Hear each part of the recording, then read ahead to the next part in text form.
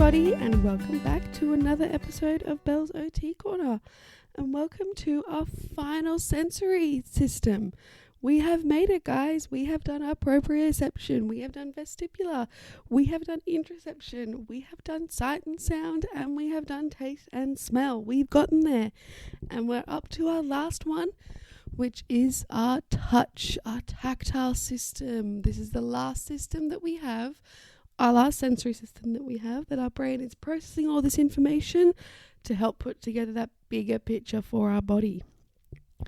So as always, we are going to talk through what the system is, what it looks like, what it controls, what it can look like if something is going wrong or there's some difficulty with this system. And as always, we'll finish up with those tips and tricks about things you can do at home and things you can do in the classroom to help some of the kiddies that you might notice have a little bit of difficulty in this area.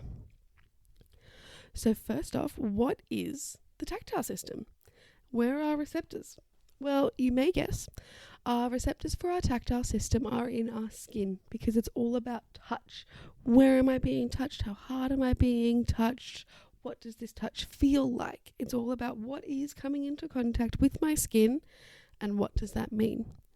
Now, our skin is our largest organ we have in the body. So if you think if you've got receptors all over your body, some areas will have more receptors than others and will be more sensitive, like our hands and the soles of our feet and around our mouth. Those areas where we're going to get a lot of information. So it needs to be a little bit more sensitive to be able to help us differentiate between what might be touching our skin. But it's all over our body. It's everywhere. And so you can imagine the amount of information that is constantly coming up my central nervous system, up to my brain, about what I am feeling, what I am touching, and all of this extra information. For example, right now, I'm sitting on a chair, and so my body is feeling that chair all against my back, all down to my bottom, all from my bottom to the backs of my knees. I'm also wearing clothes, and so my body is feeling that. I'm sitting with my floor on some carpet, and I don't have any shoes on, and so my feet can feel the carpet and feel all the bumps and intricacies in the carpet. I have a necklace on that I can feel around my neck. I have my hair pulled up, and so I can feel that pulling against my skin. And that's before I even do anything, before I interact with anything. I have all of these different touches and sensations that are touching against my skin all the time. So you can imagine there's a lot of thinking that goes on within this system. And our touch system can detect different sorts of stimuli. So it might detect pain. It might detect temperature. Now, different to interoception, which is like my internal temperature. But when we're talking about touch temperature, we're talking about the temperature of something. So if I open the fridge and I take something out, it's a little bit cold. Or if I just make myself a cup of tea and I hold that cup, it's nice and warm, knowing that touch of something external to myself. Our tactile system can help us differentiate between light touch and deep pressure. And so when something is just tickling on the top of my skin and it feels very, very light, we call that light touch. And deep pressure, as we know, is that stronger input when we're getting all the way through those muscles and those joints, like what we talked about back in our proprioceptive episode. And if you haven't had a listen, go back and have a listen to that one. A lot of our tactile system comes from knowing what different deformation of our skin feels like. And so if something's pushing against my skin just a little bit, it's having that stretch, having that pull on my skin, I can feel that joint movement, and therefore my brain can decode all of that information for what that means practically. It can feel different pressures and it can feel vibrations. And so there's lots of different characteristics to touch, which then become important for, well, okay, what does that mean? What does that vibrating toothbrush mean? Is that safe? Is it not safe? And coming into this safe and not safe side of it, our tactile system is incredibly protective. And as we talked about way back in our What is Sensory Processing episode, which feels like a lifetime ago now, in that episode, we touched on this idea that our information comes up our central nervous system to our brain, And either it goes on that low road where it's protective and this is a threat to me and I need a response right now, or we can think about it a little bit more and make that slightly more considered action plan about what I am going to do. Is this information important, not important? Can I ignore it? And that sort of real basis of protecting myself and protecting my body, and therefore I need an immediate response. Or, yep, I can understand this information and I can put it together with all the other information from all my other sensory systems to make a slightly more considered plan. So if you haven't had a listen to that one, I do recommend going back and having a listen, just because it will help give a bit more of a framework in terms of the protective side within our tactile system. And when I say it has a protective function, this is where it's protecting us from harmful stimuli. So something is too hot and we take our hand away. Something feels painful, is too sharp, and I will take my body away and I will move away from that stimuli. If you're cleaning up from your kiddos and you don't see a bit of Lego on the floor and you step on that piece of Lego, your brain is going to know about it very, very quickly. And without even thinking about it, your brain will tell you to lift that foot and move away from it. It's that automatic protective instinct that comes into play. So, the other thing to think about within our tactile system is, unlike all of our other systems where there are ways to block that input, for example, we can put on ear defenders or headphones. We can close our eyes to block our visual system. We can just not eat things to not engage with our taste system. Or we can have periods of the day where we don't eat things. Our tactile system is different because we can't just take our skin off. We can't just remove it in some way. It's always there. And so it can be a really overpowering sense for a lot of kids because there's not a definite way to get a clear bit of respite from the system. So this is when we'll talk a little bit more in detail about how we can help these kiddies manage, but just keep it in the back of your mind that this is not one that is as easy to have a break from, that we can remove ourselves from, and that our brain is always having to process it on some level. So, as always, we have our hyper-responsive and our hypo-responsive when we look at these kiddies. And as I'm sure you know now, our hyper-responsive kids are the kids that react really readily and have big responses to what might be perceived by somebody else as a smaller amount of input. Our hypo-responsive are those kids that either seek it out or we need to help them get a lot of this input so that their brain can register it. Our tactile system also has another one, and this is called our tactile discrimination. And our tactile discrimination is all about knowing what something is and knowing what something feels like without necessarily having to look at it. And it is linked to our memory and linked to our visual system. So think about if you have to rummage in your bag and you're trying to find your keys, but you've just stuck your hand in your bag, you're not looking at it, you haven't opened up your bag yet, you stuck your hand in and you're rummaging around and you feel something that's smooth on one side and it's got some ridges on the other side and it's about a rectangle, and nope, that's my phone, I don't need that. And then I've got a long, thin, cylindrical object, oh, nope, that's a pencil, don't need that. Rummaging around some more. Then I found something that's round and flat on both sides. Nope, that's a coin, don't need that. And so your brain picks up what the different shapes are based on the shape, the texture, and can put all of that information together to figure out what that object might be. And therefore, what you are or aren't looking for. So this requires the thinking part of our brain, as you can imagine, to just link in with all of our other inputs around what might be happening, what might that look like, what might that feel like, therefore what is it, without actually having to combine our vision with it. It also links in with our proprioceptive system a little bit in terms of how hard we want to touch something. And so if you think about, if someone asks you, someone pulls a joke and they say, oh, I've got something in this bag, like you gotta feel it, it's so cool. automatically you're on edge because you can't see what this thing is, and someone's telling you to put your hand into a bag and you have no idea what's in there.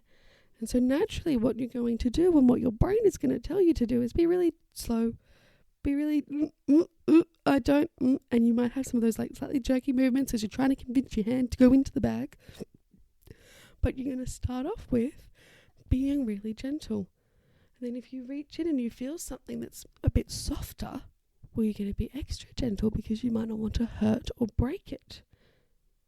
It's the idea that we know how much to grade our strength in that proprioceptive side just by what it feels like. If I am picking up an empty water bottle, I know if I squeeze it really hard, it's going to compress in my hand. And I can know that just from touching it without actually having to look at it, giving it a bit of a squeeze and going, that's an empty water bottle. So you can see how there's a fair bit of thinking involved within this tactile discrimination side and how it does link in with some of our other systems as well. And so what might it look like when we have some difficulties? Well, this is when a child might be unaware of when they're being touched, where they're being touched, or why they're being touched.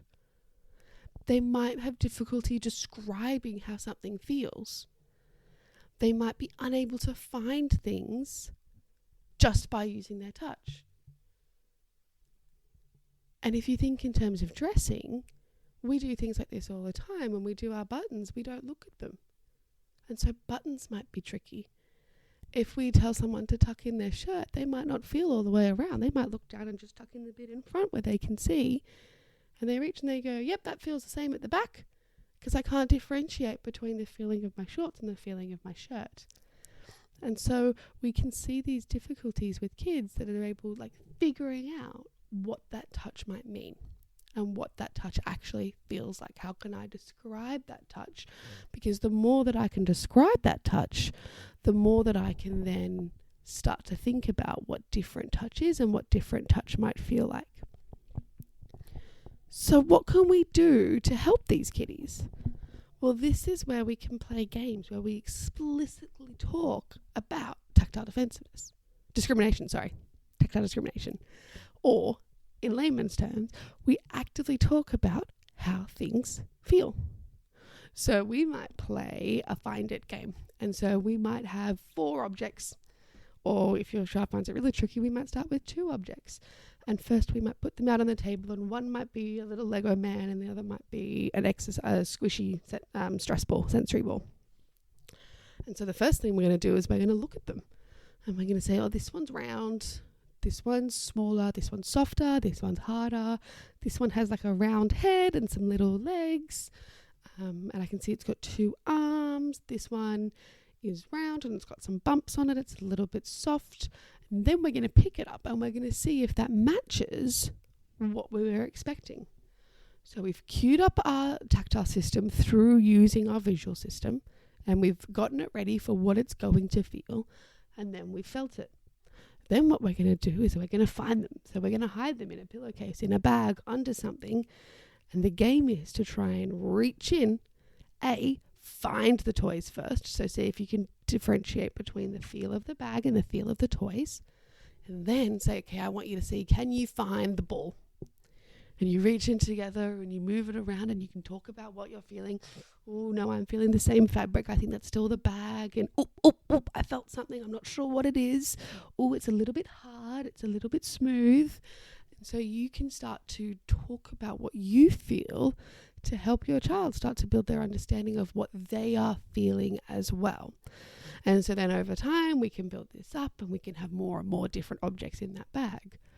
We can also just build in generally talking about how things feel when we do different activities at home.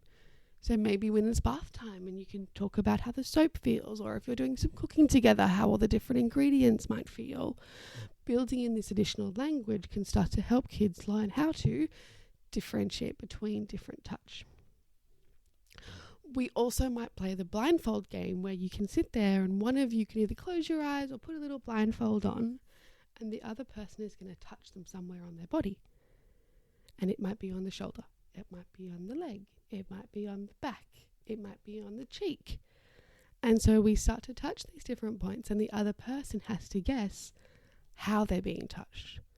You can also build this up by going, am I touching really gently or am I touching nice and strong? And so they have to start differentiating that different pressure within touch as well. And these are just some fun little games that you might want to play with your child just to help them build up some of these skills.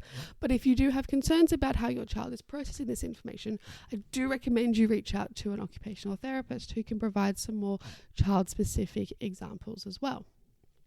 Okay, so that is the slightly different one within our tactile system, being our tactile discrimination. And then we move into our hypo and our hyper responsive. And we're going to start with a hyper responsive today.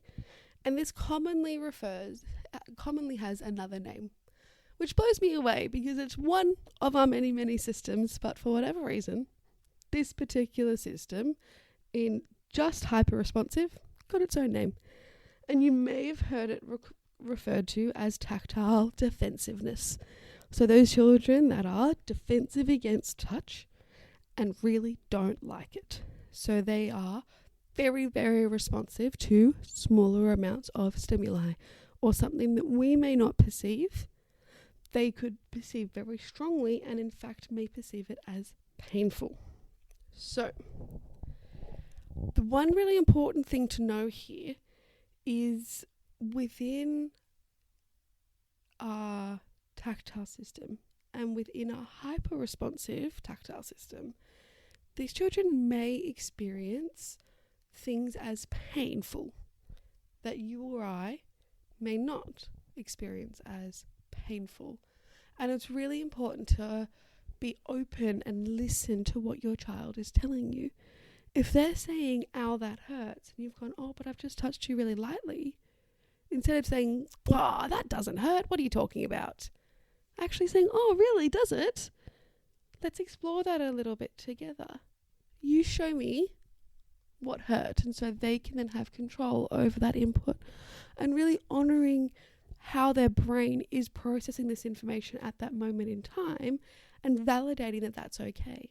And so if they are perceiving some of these things as painful, really honouring that and then helping them build in some of these alternative strategies instead of just telling them that what they have felt and what they have physically experienced is not right, because it's their experiences and their body.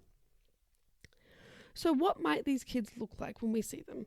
Well, they might be kiddies that refuse to wear certain clothes. They might be kiddies that don't like getting anything messy, like particularly if they get a little bit of mess on their hands or some mess on their feet. They want it cleaned right away and they might really fixate on that and go, I need to clean my hands, I need to clean my hands. Or they might get really upset really quickly and start crying, and you can't quite figure out why that crying started, and then you wipe their hands and they start feeling a bit better. These may be kiddies that don't like touching different food. And so maybe they're really, really, really good at eating with their cutlery. You notice they never actually touch their food with their hands. Or it might then feed into being a little bit more of a picky eater. These are kids that functionally, in terms of some of those occupations, we might see these kids refuse to engage in self-care tasks. Things like brushing their teeth, where, you might get a little bit of toothpaste that drips out of my mouth or onto my fingers. Things like having to wipe my bottom after using the toilet. And things like maybe washing my face or washing my body in the shower.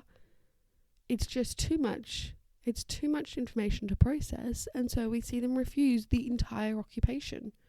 And you might look at it and go, well, we just have to do it.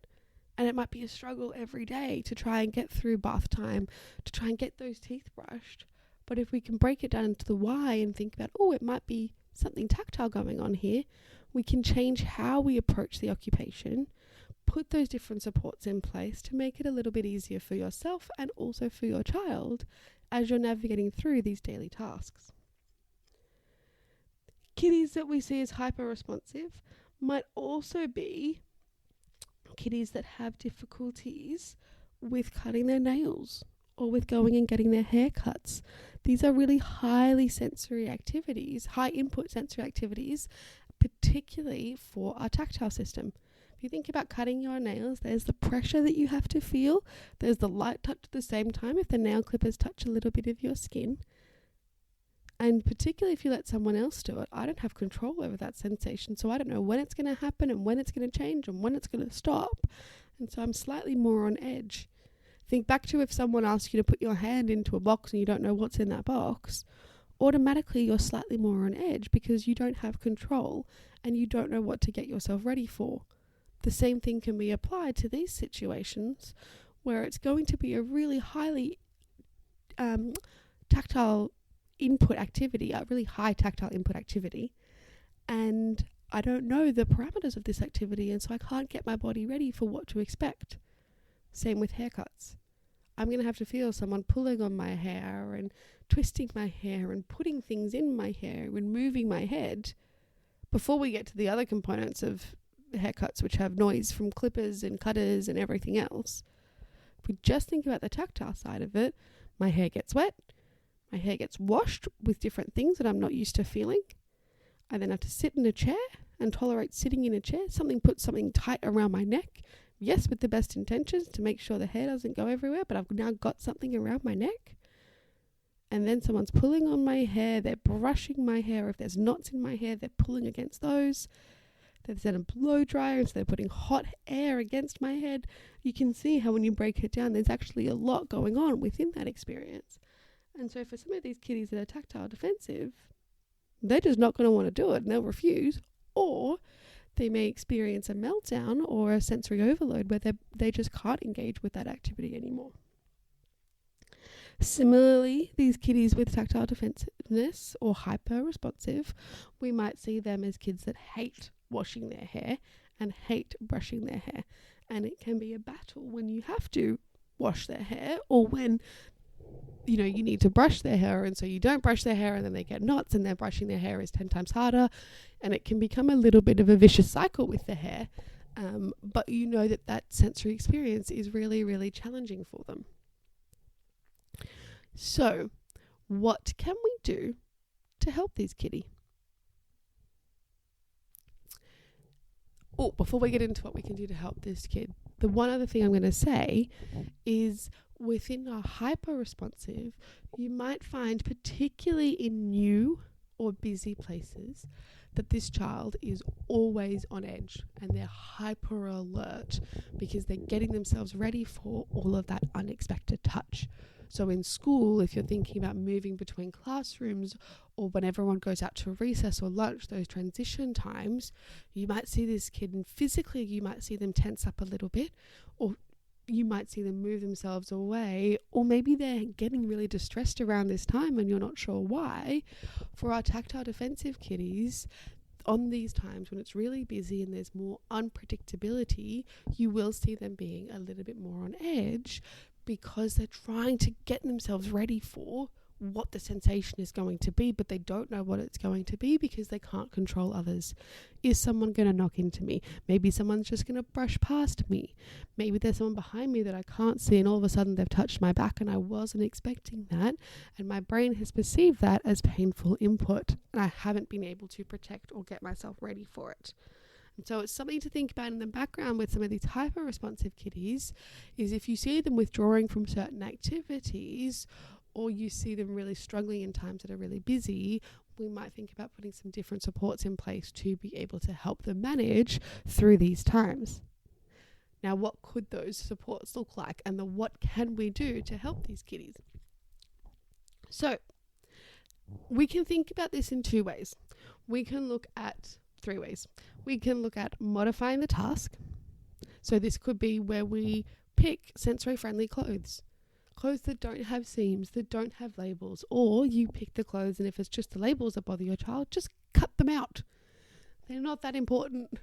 I promise you, it's much easier if we can make the clothes comfortable for the child instead of having to fight to wear different clothes. Or take your child shopping with you and you can walk around and say, well, do you like the feel of this? What about this one? And they can start to tell you and vocalize what they do like the feel of and what they don't like the feel of.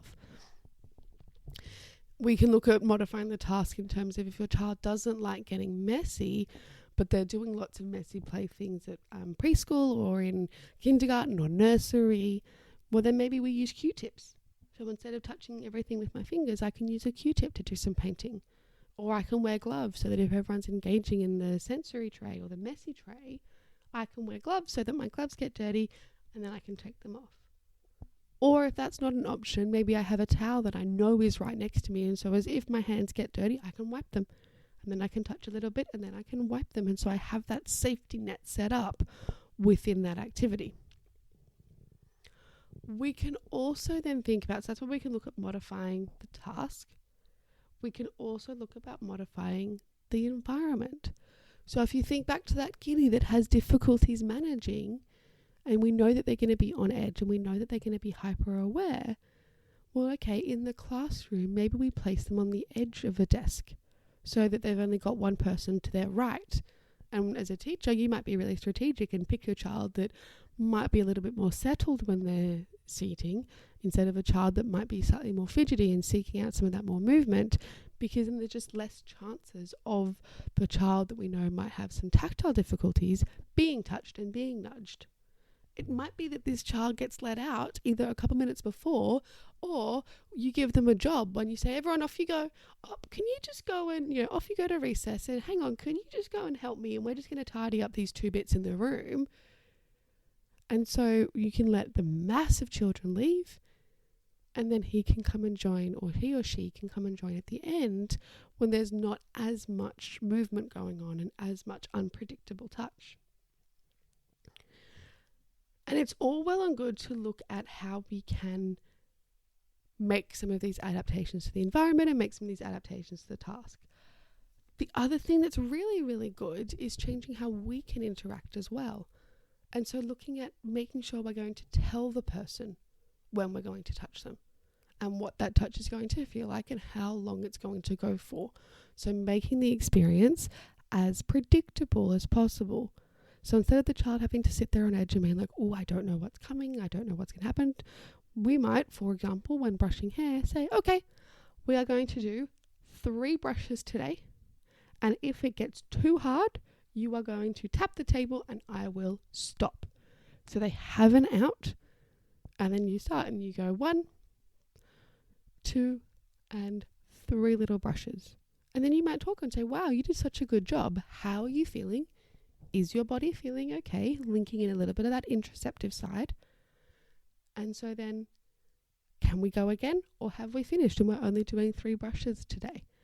And so all of a sudden, that task that has so much unpredictability in it, I know what's happening, I know what to get my body ready for, and I'm ready for this sensation.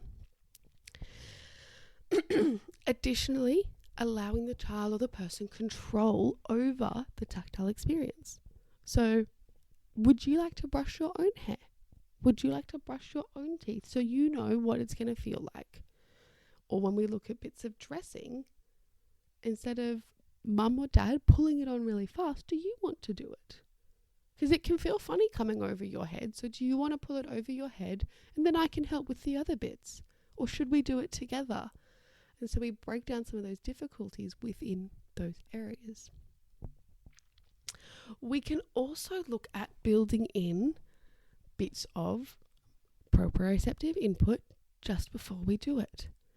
And so if we know that getting our top on is going to be really, really tricky, and that the child is really sensitive to that input, and we have the sensory friendly clothing, we've got all the right bits and pieces, but we still know it's going to be challenging for this child's brain to process this input, well, let's do some heavy work first.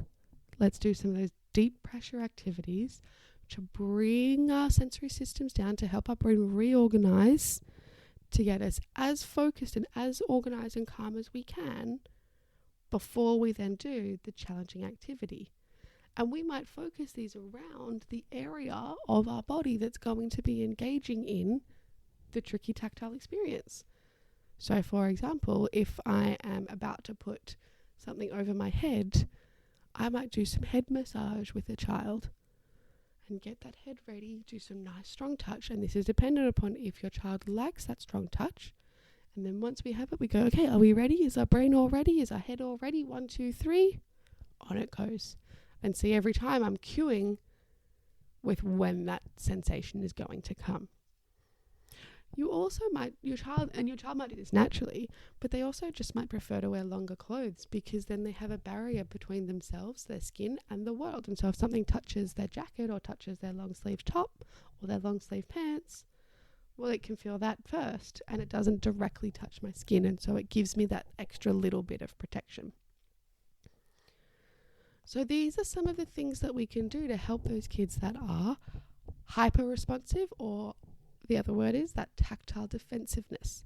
And the big things I want you to kind of take away from this is thinking about those adaptations to the task, really looking at making it explicit and really clear about what the sensation is when the touch is coming and how long it's going to go for. And then thinking about how we might look at changing the environment in terms of things that we can do within the classroom to limit the amount of tactile experiences this child has to encounter so that their brain can still think about and focus on the learning that we want to do. And if you have set up a really great sensory play or sensory learning experience, that's fantastic. And that will benefit lots and lots of kids in your class.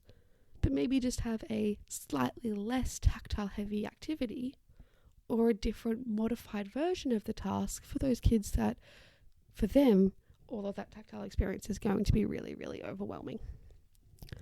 Alrighty. So that's our tactile discrimination and our tactile defensiveness, or our hyper-responsive. And so the last bit we're going to talk about today is those hypo-responsive. So these are the kids that need lots and lots and lots of input, and either they might seek it out themselves and they might be constantly touching things and trying to feel different things, or we might need to build in more bits of tactile input into their day to help meet what their body and what their brain needs. And so what might these kids look like? These might be kids that, as I said before, constantly touching things. They might be kids that hold people tightly and really want that strong push against other people so that they can then get that extra feedback back to themselves about, oh, yep, okay, I can feel that. And yep, I can feel something, pushing against my leg. And so maybe when I'm sitting in the class, I'm leaning against my friend and I'm enjoying that feeling of all that extra tactile input against my arm and my leg as I'm leaning against my friend. Or maybe I'm leaning on the table. Sometimes these kids will have a really high pain threshold. And so they might not notice if they get bumps or scratches or bruises on their arms because their brain hasn't processed that particular piece of tactile information. Similarly, they might not notice if their hands or their skin get messy. Or they might have a bit of food from their breakfast still on their face at dinner time and you go, did you not feel that all day? And they look at you and go, feel what? It's just my face. It feels fine. These might be the kids that you see that love sensory play. And so you might pull out a bit of shaving cream and, you were thinking, oh, yeah, we'll put some shaving cream on the table and we'll draw some pretty pictures in it. Fantastic. And then you look over and all of a sudden this particular kitty has it all up their arms and on their face and all over their hands, and maybe they're trying to put it on their friends as well, and they're really engaging and really love those high tactile sensory activities. These also might be the children that is when they were younger, or they may still do some poo smearing, and so when they get that poo and they smear it on different surfaces or on themselves, these are one of the reasons that a child may be doing that as well. We also might see these children will chew lots of things, because as we mentioned before, we do have our different receptors within our mouth, and one of those is a tactile receptor, and so they might constantly be chewing on the corner of their shirt. They might be chewing different things. They might always have something in their mouth that they are chewing on. So what can we do to help these kiddies? Well, number one, we can provide alternatives. If the way they are seeking out and meeting their sensory needs is not a way that is going to be effective or not a way that is going to be appropriate, for example, if they're engaging in poo smearing, we look at alternatives. What else can they engage with to meet this need? Maybe it is a fidget. Maybe it's a bit of slime, because slime has a similar texture to some of that shaving cream and some of those things, and so maybe there's a bit of slime that they can play with in their hands. And maybe we let them play with this while they are focusing on a learning task or while they are focusing on doing something else. So one of my hands might be playing with the slime, but I'm still listening to the teacher. or I'm still doing my homework with my other hand and writing with my other hand, but I have this in one hand to help meet that need because I need that extra bit of tactile input. For children that we might see that chew a lot, we might look at Chewery or Chewies, and so giving them an alternative, or maybe depending upon the age of the child, a little bit of chewing gum, or maybe we might give them something really cold to drink that's going to be a different texture, or a bit of ice to chew on. So something, again, that is an alternative to chewing on their clothes, because then their clothes get really wet against their skin and their skin might get irritated. So we can look at building in these different alternatives. We might look at building in more sensory, some more tactile sensory activities into their day. So things like Play-Doh can be a great one. Things like having resistance bands across the bottom of their chair or at school so they can get that tactile feedback if they push their feet against it. Or we might look at things like, when I say fidgets, we might look at like physical fidgets that you can buy and spin, but also fidgets and different tactile sensations that they could fidget with. So different bits of fabric can equally be fidgets. So I might have something smooth that I can run between my fingers, or something bumpy and scratchy that I can run between my fingers. I might have some slime. I might have some Play-Doh. It could be that we build in different sensory bins throughout the day. If you have a little Google of sensory trays and messy play activities, there are thousands upon thousands that come up.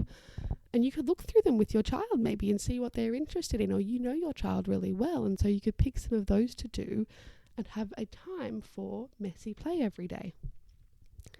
When we think about some of these occupations, if we have a child that we know isn't going to notice when their face gets a little bit messy, or they don't notice the feeling of their clothes if their clothes are the wrong way round, or they haven't quite done up all their buttons, we can build in other sensory systems to help. And what I mean by this is we might start using a mirror to help us check before we leave the house. Or if I've finished, I might build in a step into my dressing routine that if I finish dressing, my last step is actually going to be go to a mirror and check.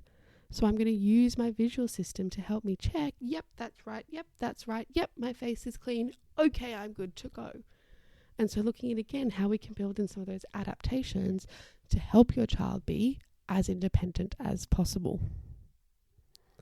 So that is our last one, guys. That is our tactile system all done. All of the tips and tricks. If you have any questions on it, as always, please send me a message. I'm always happy to have a chat. And that wraps up our sensory season. All done. Oh my goodness. I can't believe it. Time has absolutely flown, and I've loved having you all on the journey with me. If you do have any further questions about our sensory system, I will be doing a second sensory system later. But in the meantime, please do send me your questions, because if I do get enough, I might do a sensory Q&A session. It might be mid next season, but we can definitely still look at doing one. So if you have any burning questions, please do send them through to me so that I can then answer them. But that's all for now. I hope you guys have a lovely, lovely week, and I'll chat to you again soon in 2 weeks for our next season. Alrighty guys, talk soon. Bye.